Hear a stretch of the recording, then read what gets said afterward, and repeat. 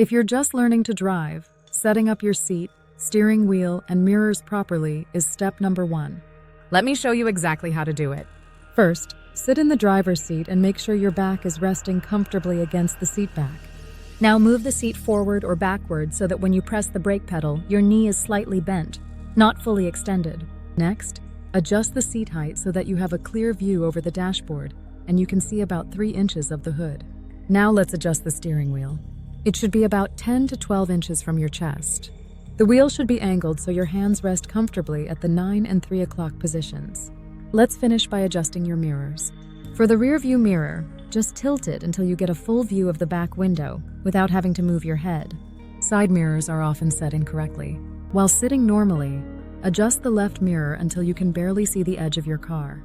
Do the same for the right mirror, but in reverse. Now you're sitting in the perfect driving position, safe, comfortable, and fully aware of your surroundings.